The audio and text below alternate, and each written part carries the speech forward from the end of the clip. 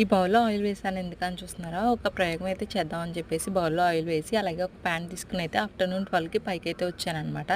పైకి వెళ్ళిన తర్వాత ఈ ప్యాన్ అయితే ఆమ్లెట్ వేద్దామని చెప్పేసి అయితే పక్కన పెట్టేశాను.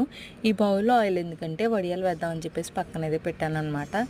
12:00 పెట్టాం కదా! మంచిగా వేడైపోయి ఉంటుందని చెప్పేసి 2:00 అలాగా ఆమ్లెట్ మిక్స్ రెడీ చేసి, అలాగే కొన్ని వడియాలు తీసుకొని అయితే 2 స్పూన్లు కూడా తీసుకొని అయితే పైకొచ్చాననమాట. ఎందుకంటే వేసిన వెంటనే ఆమ్లెట్ అయిపోతుంది కదా! ప్యాను తీసేద్దామని చెప్పేసి అయితే పైకైతే తీసుకొని వచ్చాను. నా ఓవర్ కాన్ఫిడెన్స్ చూడండి. ఇంకా వచ్చాక ఆయిల్‌లో ఈ వడియాలేస్తే అస్సలు కొంచెం కూడా రియాక్షన్ అయితే లేదండి.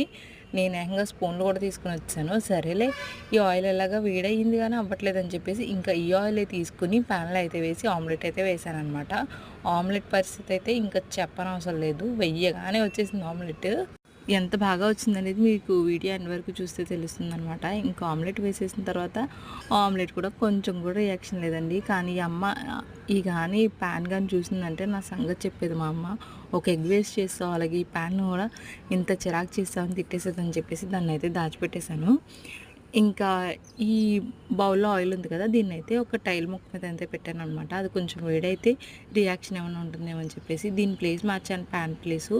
మొత్తం చీమలైతే పెట్టేసాయండి. మీరు చూడొచ్చు మొత్తం అంతా చీమలనమాట.